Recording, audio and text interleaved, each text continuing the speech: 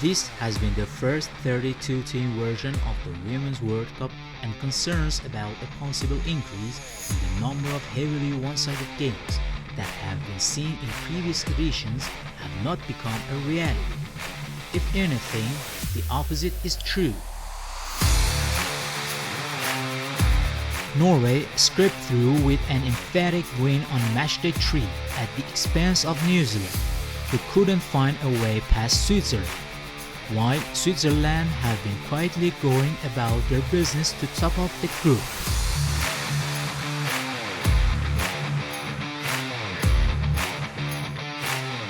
This was always the closest thing the World Cup had to a group of death, and this is exactly how it unfolded when Nigeria squeezed their way into the knockouts at the expense of Olympic champions Canada.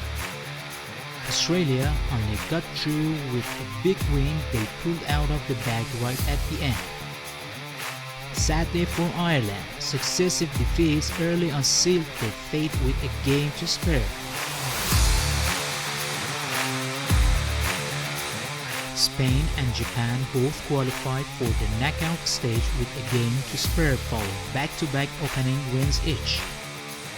Those results also saw Costa Rica and Zambia quickly resign to going no further in the competition. Japan later put Spain to the sword in a game that was a dead rubber in terms of qualifying for the knockouts, but still had significant meaning as far topping group was concerned. The lionesses entered as favorites to top the group given their status as reigning European champions, although it wasn't easy with labored opening winners over Haiti and Denmark, before eventually realizing their potential in the third and final game against China. As for Denmark, they would always have hoped to make it through the group stage. It was close though, with only a 90th minute winner against China.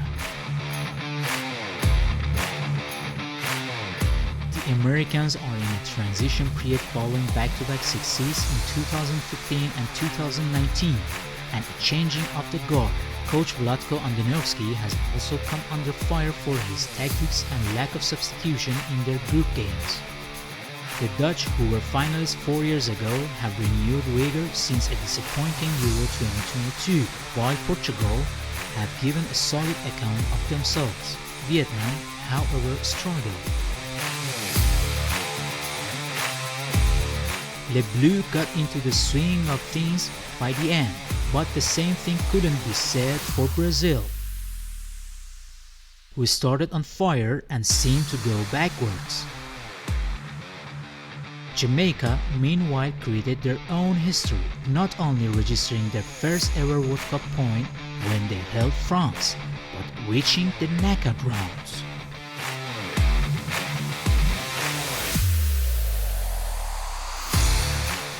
Sweden were always the favorites to top of the group and came good on that expectation, albeit after a slow start against South Africa. That opening game should perhaps have been an indicator of what was to come from Banyana upset the Italian at final match. Argentina go home early, still without a World Cup after 20 years and 12 matches trying.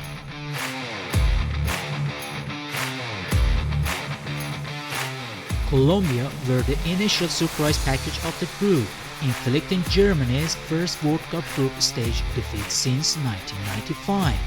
But Morocco took that crown and then some when they subsequently beat both South Korea and Colombia to get through to the knockouts. Germany ended up failing to make the knockouts for the first time ever. Switzerland had things relatively easy in the group stage and are yet to be properly tested.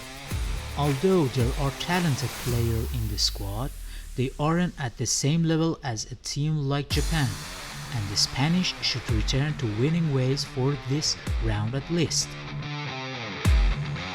Japan is the team to beat at this point in the competition as the only side that put together 3 consistently good performances across the entire group stage. This is a more polished Netherlands team than we saw at Euro 2022, free of the setbacks that affected them then. They are without Vivian Medina, but that was known for months in advance, and others like Esme Brooks and Jill Root have upped their level in her absence. South Africa shot Italy and gave Sweden a run for their money too. For the 6th consecutive World Cup, there will be a meeting between Sweden and the United States. Coach Vlatko Andonovski has been criticized for his selection choices and in-game management, with his team looking a shadow of their true potential.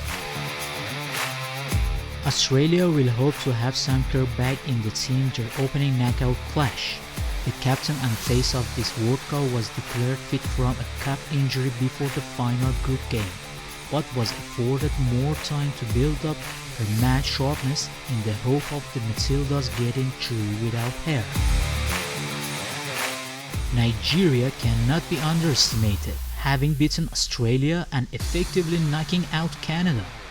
But they now meet an England side that have proven they are capable of scoring goals at will and from all over.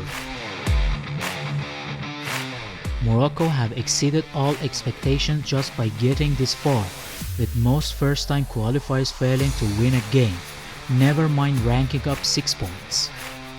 Unlike at Euro 2022 last summer, France started slowly and have found a groove as the World Cup has progressed.